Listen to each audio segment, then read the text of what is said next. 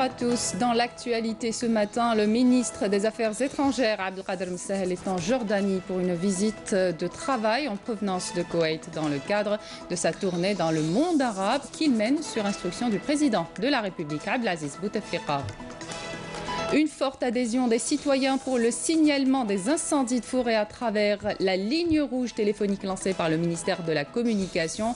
Forte mobilisation également des services de Sonelgaz pour rétablir le réseau électrique sérieusement touché par les incendies de forêt. On parlera de tourisme dans cette édition à Aït Mouchente et à Tipaza où les projets sont nombreux et les investisseurs rivalisent d'idées.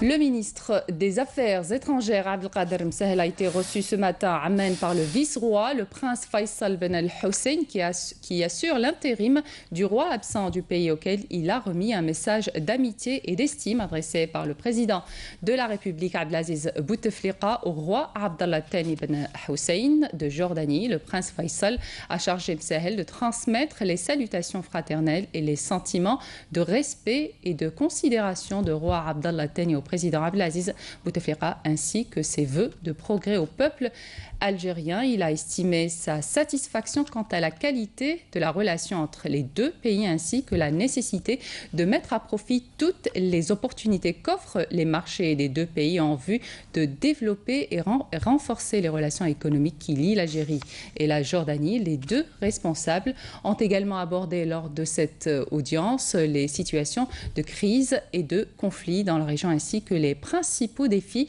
auxquels fait face le monde arabe. L'audience s'est déroulée en présence du ministre des Affaires étrangères jordanien, Ayman Safadi.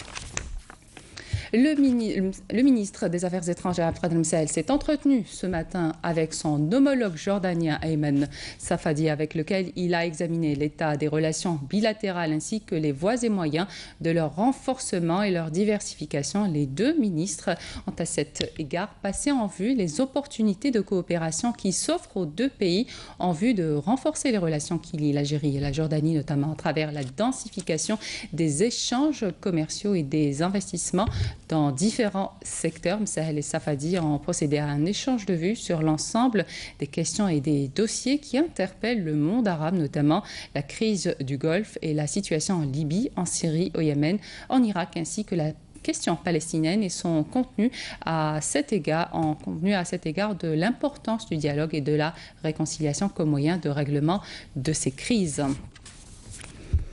Le général de corps d'armée Ahmed Gaïd Salah, vice-ministre de la Défense nationale, chef d'état-major de l'armée nationale populaire, a entamé hier lundi sa visite de travail et d'inspection au niveau de la 2e région militaire à Oran par l'inauguration et le lancement de nouvelles structures militaires. Amel Messaïd.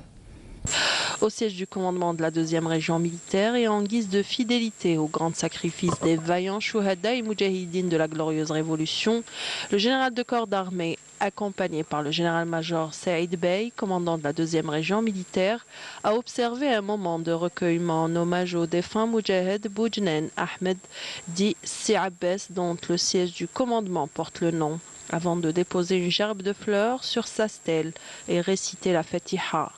Le vice-ministre de la Défense nationale a ensuite posé la première pierre du nouveau siège du secteur opérationnel d'Oran, puis inauguré dans la même ville le centre d'information territorial, un espace informationnel et culturel d'excellence dont la mission est d'informer les différentes catégories de la société sur les missions et les activités de l'ANP à travers l'organisation des journées d'information, des portes ouvertes ainsi que des expositions et des colloques historiques et scientifiques. Dans le même site, le général de corps d'armée a procédé à l'inauguration du nouveau siège de la direction régionale de l'intendance. Par la suite, il a inauguré une caserne dédiée à l'une des unités de défense aérienne du territoire, baptisée au nom du shahid Mahmoud Houha, et ce en présence des membres de la famille du shahid qu'il a honoré avant de suivre un exposé sur cette unité et inspecter des différentes structures administratives et pédagogiques. Lutte contre les incendies de forêt, les radios locales des 48 wilayas du pays accomplissent leur rôle de service public à travers le fil rouge spécial incendie. Exemple ce matin à partir de la radio locale de Médéa. Nombreux sont ceux qui ont fait entendre leur voix sur ces ondes. Manel Boutouaba. حماية للثروة الغابية. إذاعة المدية تضع بين أيديكم الرقم الأحمر 025. Les radios locales, à travers tout le territoire national, accompagnent la lutte anti-incendie. À Médéa, des numéros de téléphone sont mis à la disposition des auditeurs par la station radiophonique de la Wilaya dans le cadre du fil rouge spécial feu de forêt mis en place depuis samedi par le ministère de la Communication. 35 appels ont été reçus depuis. Les habitants de Médéa ont été très réceptifs à cette mesure, notamment ceux résidant dans les communes les plus touchées par les incendies. Les appels les plus importants tournaient autour de la manière de prévenir ces incendies, de signaler les incendies, de protéger les récoltes et les habitations situées dans les zones rurales. Le travail d'information et de sensibilisation est mené également par le biais d'émissions, de spots publicitaires et d'interventions des différents organismes impliqués dans la lutte contre les feux, incitant les citoyens à signaler tout foyer d'incendie constaté à travers les localités ou sur les abords des routes. Ces numéros mis en place par la radio sont une bonne chose. Ça nous permet de signaler rapidement les feux pour permettre à la protection civile d'intervenir rapidement et d'éteindre ces incendies. Je pense que cette initiative va avoir beaucoup de succès car nous sommes tous responsables dans ce genre de situation de crise. Et ça ne permettra pas seulement d'éteindre rapidement ces feux, mais aussi de faire un travail de prévention.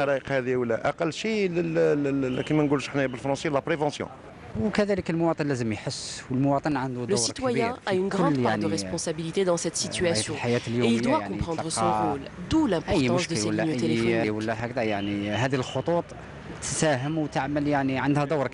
Radio Médéa aspire également à travers les émissions quotidiennes programmées durant la période estivale à une prise de conscience de la population sur l'importance de la vigilance, mais également sur le rôle que peut jouer le citoyen dans la lutte contre les incendies qui ont déjà ravagé plusieurs milliers d'hectares de forêts, d'arbres fruitiers et de récoltes. À Buira, depuis le 30 juillet dernier, 24 incendies de forêt se sont déclarés dans certaines régions de la Wilaya.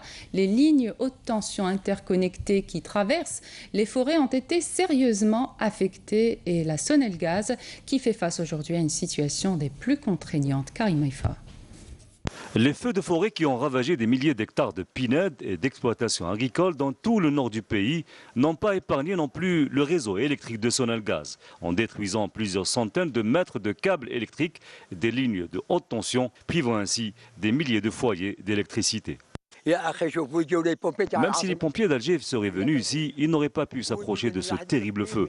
De toute façon, c'est impossible. Les pompiers ne trouveront leur salut que dans la fuite. Ce centre de gestion de crise de Sonelgaz a reçu des milliers d'appels d'urgence pour intervenir rapidement et rétablir le courant électrique. Une tâche des plus laborieuses puisque la plupart des interventions se font dans des régions difficiles d'accès.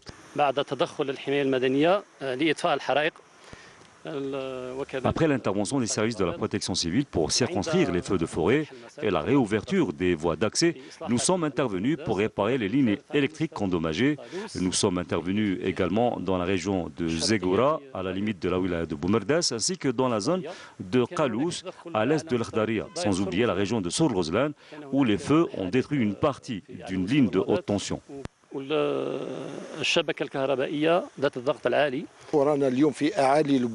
sommes ici sur les hauteurs de Bouira, traversées par une ligne de haute tension qui alimente non seulement Bouira, mais également l'Khdaria et d'autres communes. Une ligne détruite partiellement par les feux de forêt, à l'instar de ce qui s'est passé dans les wilayas de Taraf, Annaba, Tizi Ouzou, Béjaïa et Blida. Donc vous voyez, pratiquement tout le réseau a été touché par les feux de forêt. Et ce qui nous a compliqué la tâche, c'est d'intervenir des fois dans des régions au relief très accidenté. Mais fort heureusement, nous sommes arrivés à maîtriser la situation au niveau de 10 wilayas touchés par les feux de forêt. Des dommages qui ont pour conséquence de priver Sonelgaz de la puissance disponible dans ses centrales à fournir à la clientèle dans de bonnes conditions, un déficit qui intervient à un moment où des pics de puissance exceptionnels sont enregistrés, tel celui enregistré lundi dernier qui avait atteint 14 200 mégawatts. Tout autre sujet à présent, même en temps de baisse des prix des hydrocarbures, les investissements ne sont pas freinés chez Sonatrach. La compagnie pétrolière nationale poursuit sa politique pour faire face à une éventuelle augmentation de la demande en gaz ou en pétrole. Ainsi, et après avoir réceptionné en juillet dernier une station de compression de gaz à Hassermel, une nouvelle station est en cours de réalisation. Elle sera livrée en juin 2018. Abdelmajid Bankassi. Encore une nouvelle station de compression de gaz pour Sonatrach. Lancée depuis déjà quelques mois du côté de Hassermel, cette nouvelle installation gazière dont l'objectif est d'augmenter les capacités de transport de gaz algérien depuis les gisements du Sud est l'œuvre d'une entreprise italienne. Nous l'avons visitée pour mieux voir l'état d'avancement des travaux. L'objectif, c'est de permettre d'acheminer la production du gaz naturel du Sud-Est, qui sera transporté moyennant les deux gazoducs GR4 et GR6 depuis Route de Nous jusqu'à Hassermel. C'est des deux gazoducs de 531 km et de diamètre 48 pouces. Ses caractéristiques principales, il s'agit de la construction d'une station avec quatre turbocompresseurs de GE, de turbocompresseurs de GE, d'une capacité chacun de 830 000 standards mètres cubes, pour être injecté à 70 bars au centre de dispatching de Hassermel. Oui, tout le gaz, toute la production du gaz algérien transite par GHR via le CNDG. C'est pour ça qu'on a toujours souligné le rôle important du CNDG. Le centre de dispatching de Hassermel qui assurera l'acheminement du gaz vers les clients nationaux et internationaux. Quant à la station, une fois les travaux achevés, elle sera gérée par un personnel à 100% algérien. Par du personnel Sonatrach qui sont prévus, leur formation a été prévue déjà dans le contrat EPC qui permettra après son exploitation avec un personnel et des cadres formés dans des universités algériennes. Celle-ci sera livrée en principe au premier semestre 2018 après des travaux qui ont duré et qui ont débuté finalement en novembre 2015. Des travaux, des chantiers et des investissements lourds qui ne cesseront jamais pour Sonatrach, même en ces temps de crise et de baisse du prix des hydrocarbures. Le marché du pétrole risque à tout moment de redémarrer. Pour cela, il faut se tenir prêt. C'est du moins ce que pensent les responsables de la plus grande entreprise algérienne. Ces investissements réconfortent la nouvelle politique de Sonatrach. La nouvelle politique Sonatrach qui est de renouveler ses réserves et en même temps de pénétrer le marché. On satisfait d'abord le marché national, puis on doit pénétrer le marché notamment européen. Donc on a pris nos devants. Donc notre réseau maintenant il s'est développé et sa capacité elle est de 188 milliards de standards mètres cubes.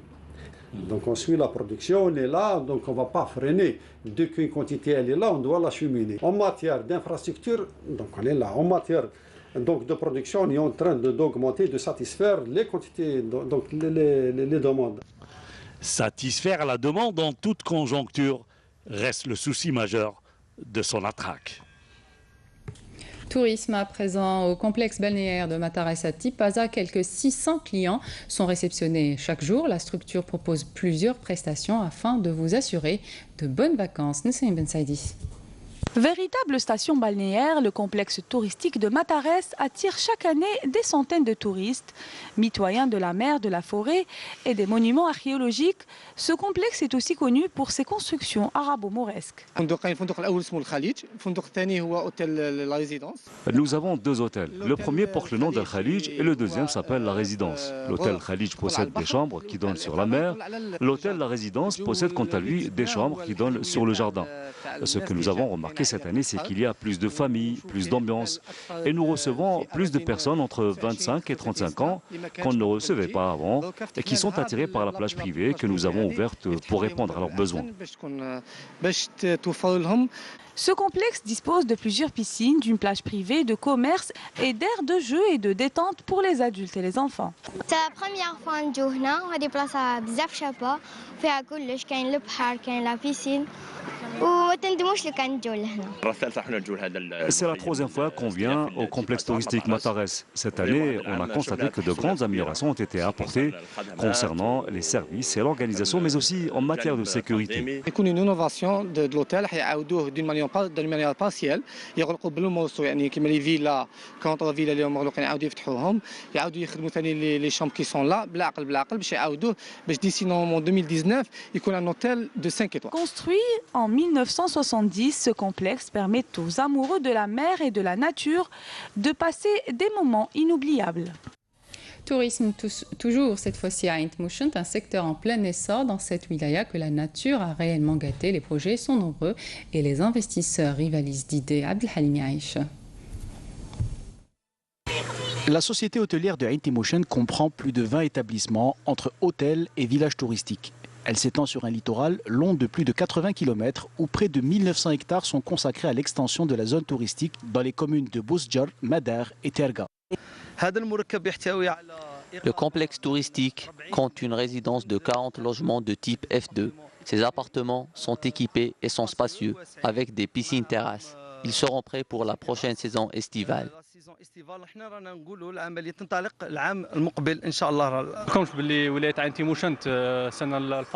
L'année dernière, la wilaya de Ain Mouchent a accueilli près de 13 millions d'estivants, ce qui dénote de la qualité des plages de la wilaya. Pour l'horizon de 2030, nous espérons, avec l'aide et la volonté des investisseurs et des responsables du secteur, atteindre la barre des 11 millions de touristes étrangers.